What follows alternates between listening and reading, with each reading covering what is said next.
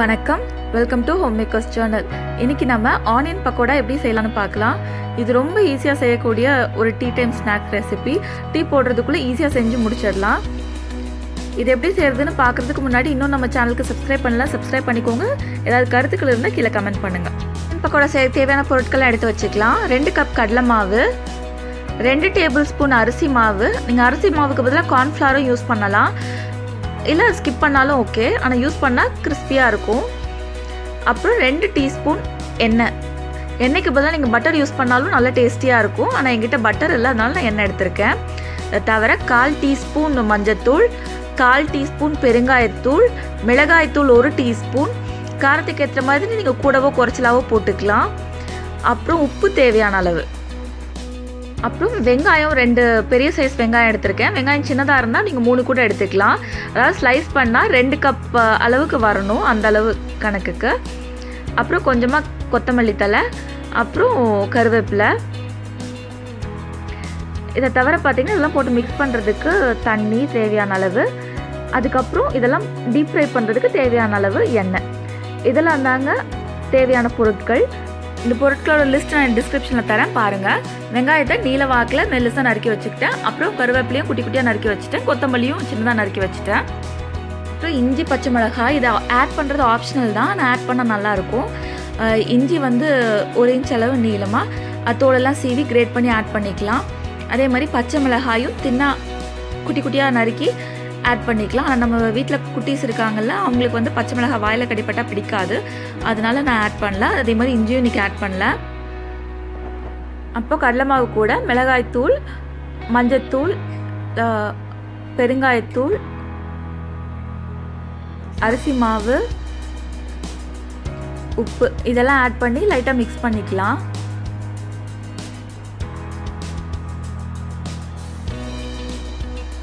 இப்போ இது கூட நறுக்கி வச்சிருக்க வெங்காயம், கருவேப்பிலை, கொத்தமல்லி இதையும் ஆட் பண்ணி மிக்ஸ் பண்ணிக்கலாம்.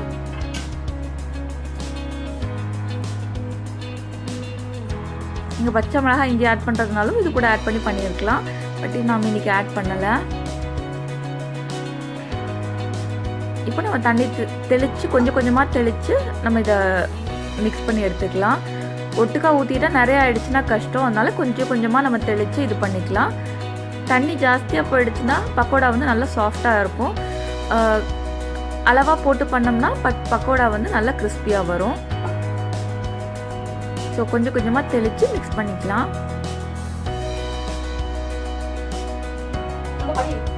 இப்போ பாருங்கள், மிக்ஸ் பண்ணியாச்சு. இப்போ நான் ஆயில் ஆட் பண்ணுறேன். இதுக்கு பதிலாக உங்ககிட்ட பட்டர் இருந்தாலும் நீங்கள் அதை ஆட் பண்ணிக்கலாம், அதுவும் நல்லாயிருக்கும். இப்போ நம்ம நல்லா மிக்ஸ் பண்ணிக்கலாம். கொஞ்சம் லைட்டாக தண்ணி ஜாஸ்தியான மாதிரி தான் இருக்குது. நீ பக்கோடா கொஞ்சம் சாஃப்டாக தான் வரும்.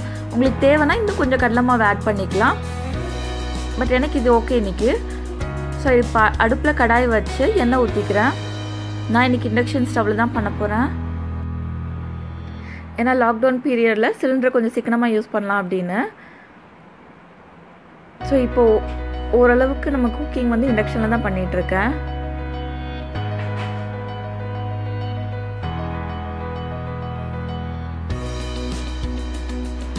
இப்போ பாருங்கள், எண்ணெய் சூடாகிடுச்சு.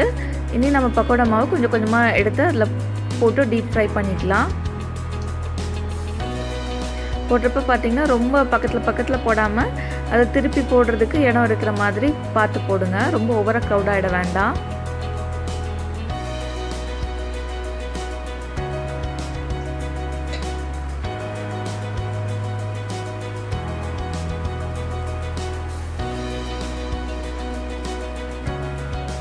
இப்போ இதை அடுத்த சைட் திருப்பி போட்டுடுறேன்.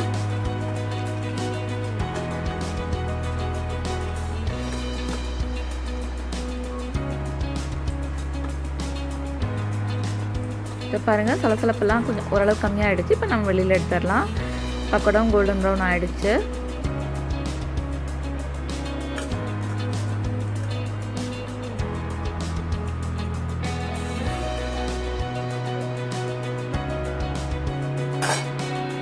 இதே மாதிரி நம்ம அடுத்த பேட்ச் போட்டுடலாம். ஆயில் டெம்பரேச்சரும் நம்ம கண்ட்ரோல் பண்ணுறது முக்கியங்க. இண்டக்ஷன் ஸ்டவ் அப்படிங்கிறனால அது டெம்பரேச்சர் மெயின்டைன் ஆகிக்கும். நம்ம நார்மல் ஸ்டவ்வில் பண்ணுறதா இருந்தால் ரொம்ப சூடாக இருந்ததுன்னா சீக்கிரம் தீஞ்சிரும், உள்ளே வெந்திருக்காது.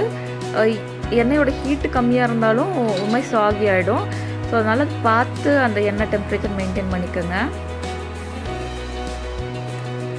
அப்பப்போ வறுக்க டெம்பரேச்சர் குறையும், அப்போ கொஞ்சம் ஜாஸ்தி பண்ணிக்கோங்க. அப்படி கொஞ்சம் சூடாகிறப்ப கொஞ்சம் கம்மி பண்ணிக்கோங்க. அது நீங்கள் பார்த்தீங்கன்னா உங்களுக்கே தெரியும்.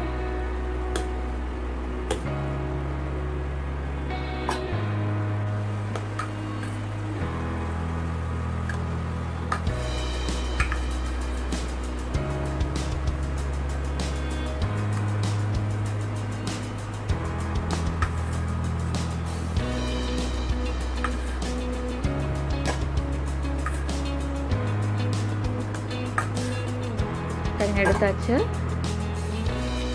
இப்போ கடைசி பேட்ச் ஃப்ரை பண்ணிகிட்ருக்கேன். பாருங்கள், அதுக்குள்ளே எங்கள் குட்டி வாண்டு வந்து எடுக்கிறதுக்கு வந்திருக்கு டேஸ்ட் பார்க்குறதுக்கு.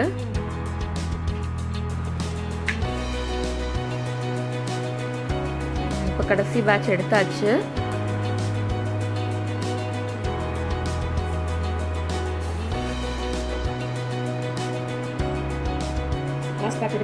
இப்போ கொஞ்சமாக கருவேப்பிலையும் அதே எண்ணெயில் போட்டு ஃப்ரை பண்ணி எடுத்துக்கிறேன்.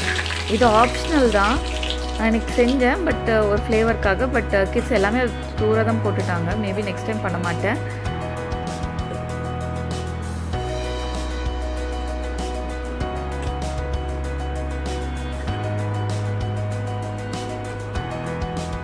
ஸோ டேஸ்டியான பக்கோடா ரெடி ஆகிடுச்சு. கிட்ஸுக்கு இது ரொம்ப பிடிச்சது. இது டக்குன்னு ரெடி ஆகிடும். ரொம்ப ஃபேன்சி இன்க்ரீடியன்ஸ் எல்லாம் கிடையாது. ஸோ டீயோடு சர்வ் பண்ணுறதுக்கு ஒரு சூப்பரான ஸ்நாக் ரெசிபி.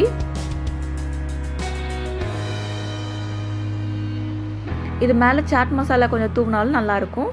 நீங்களும் இதை ட்ரை பண்ணி பார்த்துட்டு சொல்லுங்கள் எப்படி வந்ததுன்னு. மீண்டும் அடுத்த வீடியோவில் சந்திக்கலாம். நன்றி, வணக்கம்.